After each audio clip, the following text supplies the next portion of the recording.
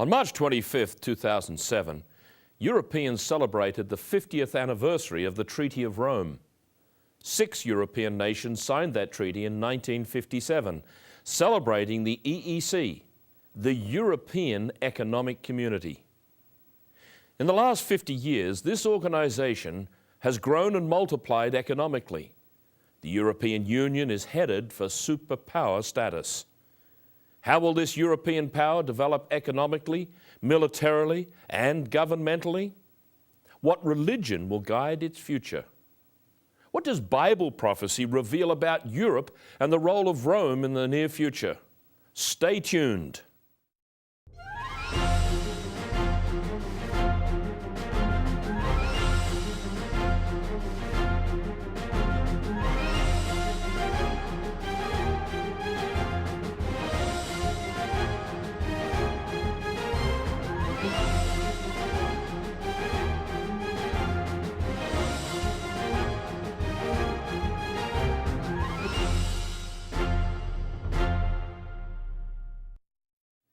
Warm greetings to our regular Tomorrow's World viewers. You might not realize that events occurring in Europe today are going to affect every person living in just a few years from now. Did you know that Europe is once again set to play a vital role in this world's affairs?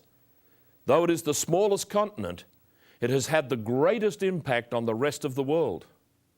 In March of this year, the European Union celebrated its 50th anniversary of coming into existence.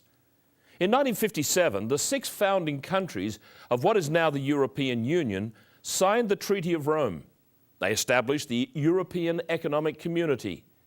The leaders of Germany, France, Italy, and the 3 Benelux countries agreed to an ambitious plan. They wanted to slash red tape and remove customs and duties between them so that Europeans could be free to trade amongst themselves. Over the next 50 years, what is now the European Union established its headquarters in the Belgian capital of Brussels.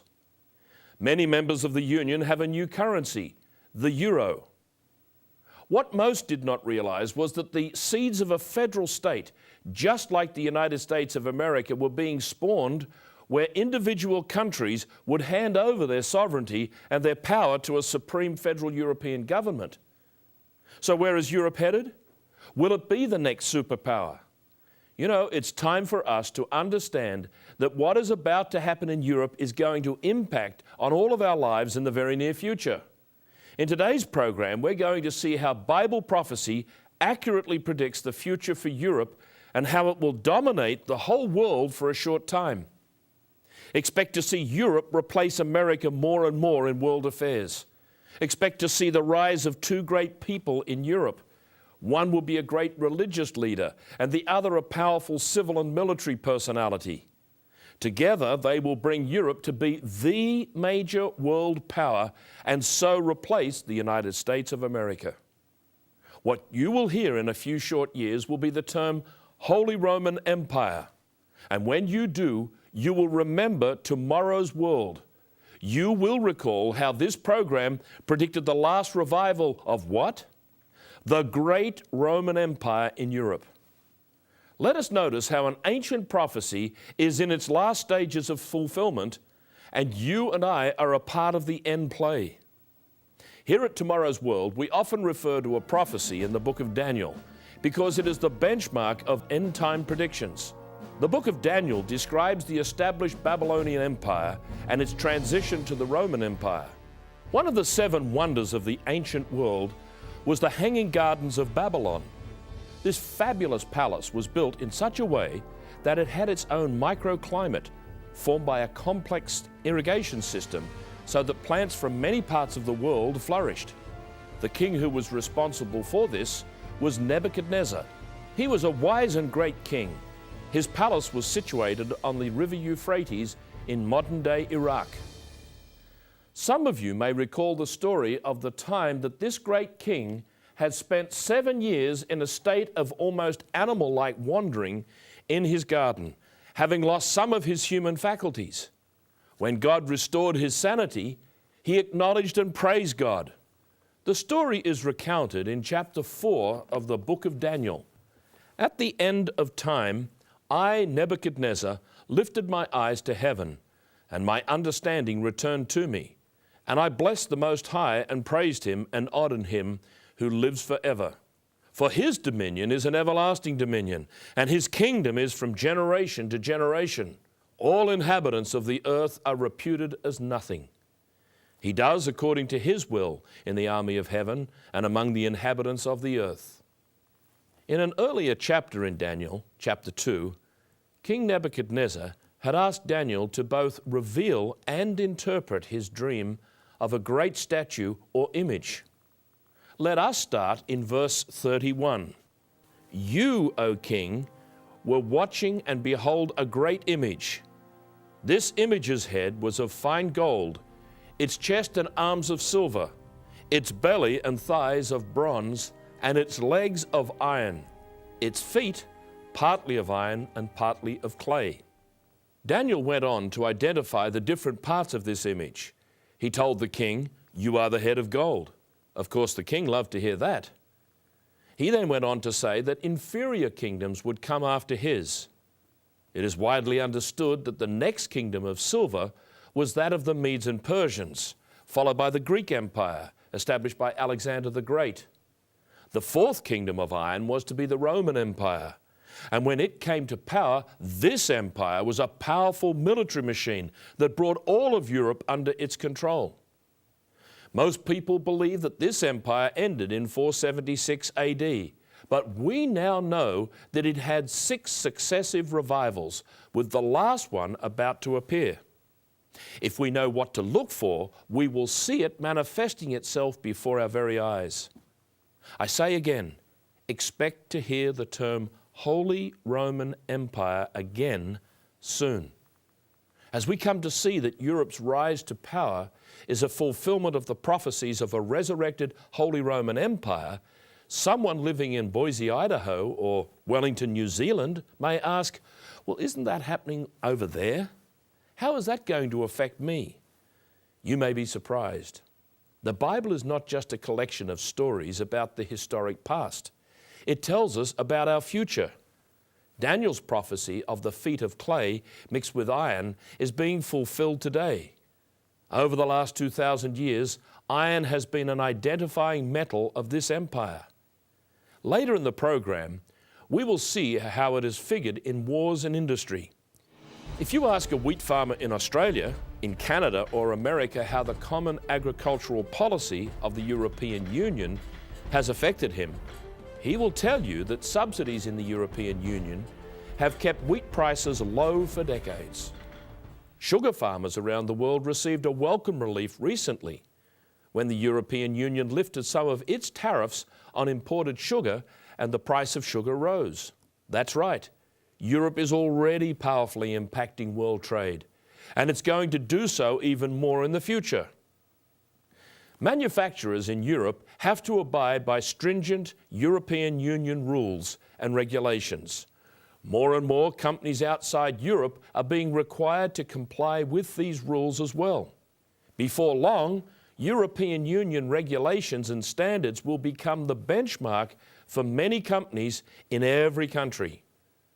Prophecy tells us that soon no one will be able to trade unless they have the mark of the beast.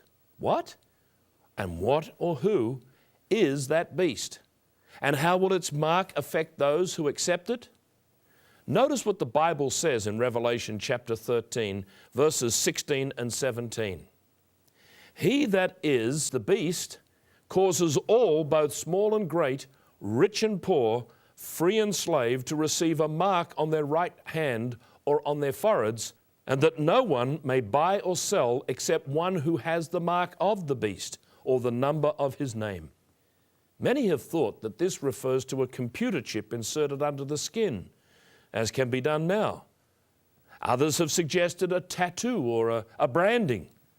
But the answer is most probably not what you thought. We invite you to find out about this mark in our free booklet, The Beast of Revelation. Be sure to request your free copy of The Beast of Revelation. You will be glad you did. Phone now to receive your personal copy of this booklet that will explain more about what lies ahead for Europe and the rest of the world. or order the booklet online at our website, tomorrowsworld.org. To receive this program's offer absolutely free, or if you would like more information, please visit our website online at tomorrowsworld.org. Once again, that's tomorrowsworld.org. Or you can write to us at the address shown. In the first part of our program, we saw that Europe is becoming a secular world power, soon to eclipse the United States as the premier world superpower. But Europe is not just a secular state, it's a religious one too. The present Pope is determined to continue the work begun by Pope John Paul II to make the new Europe a Christian Europe. He wants to restore what he believes is the rightful position of the Roman Catholic Church in the political process. For centuries, the Church and the kings of Europe maintained a balance of power and influence. In medieval Europe, to defy the Pope meant excommunication from the Church, and unless pardoned, it meant hellfire and damnation, even for a king. On the other hand, some popes were fearful of the military power the kings possessed. Recently, European bishops have called for a reference to religion in the Constitution that will soon be revived. In 1982, John Paul spoke to Europeans in Santiago de Compostela in Spain. Listen to what he said. I, Bishop of Rome, from Santiago, utter to you, Europe of the ages, a cry full of love. Find yourselves again. Be yourself. Discover your origins. Revive your roots. You can still be the guiding light of civilization. The other continents look to you. Now, the roots that the Pope referred to have now branched forth. They have spread to Eastern Europe, and now over 460 million people call themselves European. From the original 6 in 1973, the UK, Ireland, and Denmark joined, and then Greece followed in 1981. Portugal and Spain were admitted in 1986, after which Austria, Finland, and Sweden were added in 1986. The largest group of 10 nations, mainly from the old Russian satellites, entered in 2004. And this year they were followed by Bulgaria and Romania. Europe is now 2/3 the size of continental USA. Consider for a moment how Europe compares with the United States. You'll be surprised to see how this growing conglomerate already surpasses the world's biggest superpower in several ways. Let us firstly look at population. The United States has just passed the 300 million mark, but the European Union already has 460 million. What about gross domestic product? The United States was recently overtaken by Europe for the first time. In 2006, the American GDP was $12.41 trillion, while the Europeans achieved $12.91 trillion. $500 billion more. What about the number of workers? Well, there are 151 million workers in the United States labor force, while the European Union has 218 million. When it comes to oil consumption, the United States consumes 20 million barrels per day, and the Europeans, with a greater population, just 14.5 million barrels per day. Surely you would think that the United States exports more than Europe. Well, the United States exported $1 trillion worth of goods in 2006, and the European Union, $1.32 trillion. The gap between the superpowers is set to widen in Europe's favor. So, all in all, the EU is overtaking the United States. Europe does have many different languages, unlike the United States with just one. America is still a greater military power than Europe, and Great Britain, though a part of Europe, maintains strong military ties with the United States. Many religious people are beginning to recognize a possible link between Europe and the prophesied beast power spoken of in Revelation chapters 17 and 18.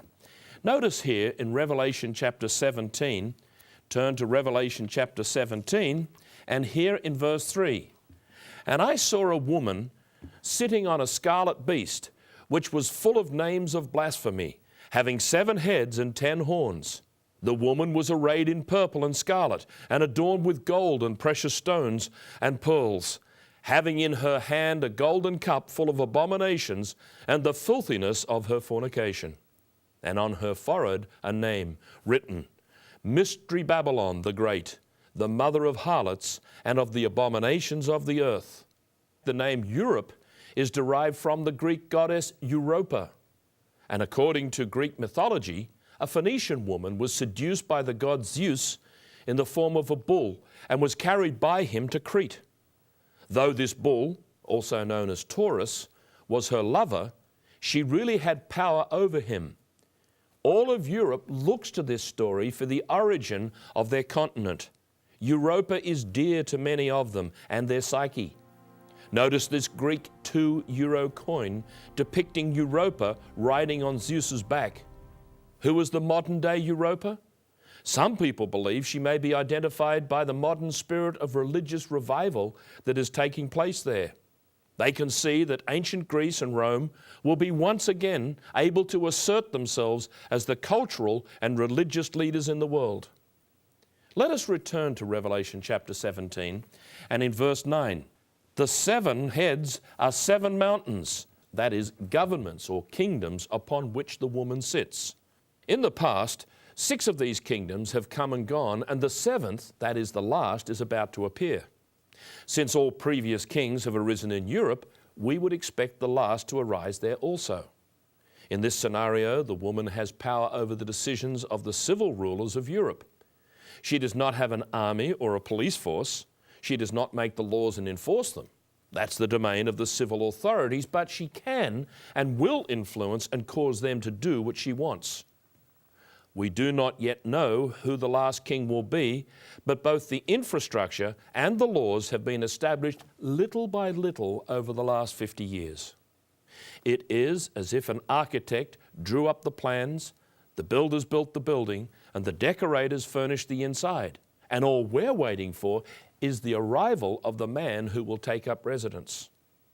Here at Tomorrow's World, Roderick Meredith and Richard Ames continue to proclaim the same message they learned from Herbert Armstrong in the 1950s. Mr. Meredith was ordained an evangelist by Mr. Armstrong in 1952. Let me quote to you an article in the October 1962 Plain Truth magazine where Herbert Armstrong wrote the following on page 23. This sensational prophecy of Revelation 17 reveals the presently emerging United States of Europe. The beast, here described, is the united Europe now reforming that will resurrect the Holy Roman Empire. This beast, the Holy Roman Empire, is once again to come to life. The people of the world will be aghast in wonder when they actually do behold this ancient empire resurrected to political and military life. The subtle and clever transformation without people's knowledge is something new. In contrast, countries like the United States, Australia, Canada, and South Africa achieved federation differently. In each case, there was consultation, transparency, and public knowledge of what was happening. The people knew what the plan was. But now we see a union in Europe being brought about by bureaucrats and Eurocrats without the people knowing where it will end. When you order your free copy of this informative booklet, The Beast of Revelation, you will be able to turn to the center pages and study a well-constructed chart that reveals the historic steps that brought us to present-day events. Under the first heading is the statue of Daniel 2. Next comes the 4 beasts of Daniel 7. Then we have the beast of Revelation 13, followed by the harlot riding the scarlet beast. The next 2 columns give us the symbolic meaning and their historical fulfillment. The key verse for us to remember is in Revelation chapter 17, verse 10. There are also 7 kings. 5 have fallen, 1 is, and the other has not yet come. And when he comes, he must continue a short time. The first of these kings was Emperor Justinian. In 554, he decreed that the local government be chosen by the bishops and chief persons of each province. For the first time, the church was to be involved in choosing the civil governors. By merging the church and the state, the whole of Europe could be won, just like the days of the old empire. The next king to rule the Holy Roman Empire was Charlemagne, who was crowned by Pope Leo on Christmas Day 800. The third king was to be Otto the Great. A German ruler working with the Pope was to set a precedent for our time. This empire was to last for 300 years, but like those before, ended in factional fighting. The fourth king was Charles V, who began the Habsburg dynasty. The Habsburgs are still waiting in the wings for the moment that they could be called upon to take the mantle of the Holy Roman Emperor. The fifth king was a short, fiery Corsican by the name of Napoleon Bonaparte. He managed to thrust France onto the world stage and through a succession of battles brought the Habsburgs under his control. He was proclaimed emperor in 1804, but 10 years later, he had lost his empire to the British at the Battle of Waterloo. In the final part of our program, we will discover the identity of the sixth king, the one who is, and we will see how the rest of this prophecy applies to our present day and our future.